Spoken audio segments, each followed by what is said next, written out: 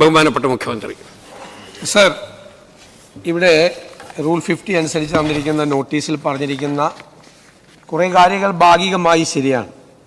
കാരണം പെട്രോളിയം ഉൽപ്പന്നങ്ങളുടെ വില വർധനവും വാണിജ്യ ഗാർഹിക പാചകവാതകത്തിൻ്റെ വില വർധനവ് തീർച്ചയായിട്ടും നിത്യോപയോഗ സാധനങ്ങളുടെ വില വർദ്ധിപ്പിക്കുകയും നമ്മുടെ നാണ്യപ്പെരുപ്പം വർദ്ധിപ്പിക്കുകയും ചെയ്യാനുള്ള സാധ്യതകൾ വർദ്ധിച്ചിരിക്കുകയാണ്. നമുക്കറിയാം, ഗൾഫ് യുദ്ധത്തിൻ്റെ കൂടെ പശ്ചാത്തലത്തിലാണ് കേന്ദ്ര ഗവൺമെൻറ് നിരന്തരമായി ഈ പെട്രോൾ ഡീസൽ വില വർധനവ് വരുത്തുന്നതും പാചകവാതകത്തിൻ്റെ വില വർദ്ധിപ്പിച്ചുകൊണ്ടിരിക്കുന്നത്. സർക്കാർ നേരിടുന്നൊരു പ്രശ്നം എന്ന് പറയുന്നത് ഇത് ഒരു പ്രാവശ്യമോ രണ്ട് പ്രാവശ്യമോ അല്ല കൂട്ടുന്നത്, ഇത് കൂട്ടിക്കൊണ്ടേയിരിക്കുകയാണ്. ഇപ്പം മെയ് 15 മുതൽ 4 പ്രാവശ്യമാണ് പെട്രോൾ ഡീസൽ വില വർധനവ് വരുത്തിയിട്ടുള്ളത്.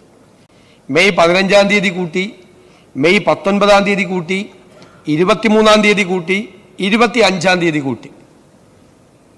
അതിനുശേഷം ഏത് സമയത്തും ഇനിയും വർധനവുണ്ടാകും എന്നുള്ള റിപ്പോർട്ടുകളാണ് ഡൽഹിയിൽ നിന്നുണ്ടാകുന്നത്. ഇനിയും വില വർധനവുണ്ടാകും എന്നുള്ള റിപ്പോർട്ടുകളാണ്. അപ്പോൾ ഇതിൻ്റെ ഒരു അനിശ്ചിതത്വം നിലനിൽക്കുകയാണ്.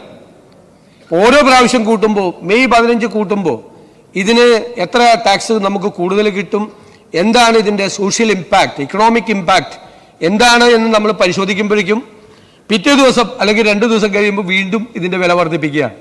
അപ്പോൾ ഇത് മൊത്തത്തിൽ ഉണ്ടാക്കിയിരിക്കുന്ന ആഘാതം എന്താണ് എന്ന് നമുക്ക് പരിശോധിക്കണം. പരിശോധിച്ചിട്ടാണ് സർക്കാർ ഇക്കാര്യത്തിൽ നടപടികൾ സ്വീകരിക്കുന്നത്.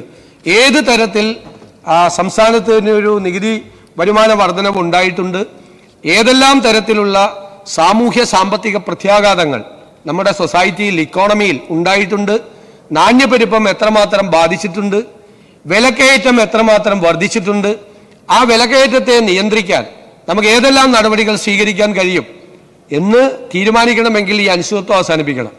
അപ്പോൾ ഇത് കുറച്ച് ദിവസങ്ങൾ കൂടി കാത്തിരുന്നതിന് ശേഷം മാത്രമേ ഇത് സംബന്ധിച്ചുള്ളൊരു തീരുമാനം ഗവൺമെൻറ് എടുക്കാൻ കഴിയുകയുള്ളൂ എന്ന് ഞാൻ ഈ അവസരത്തിൽ വ്യക്തമാക്കും.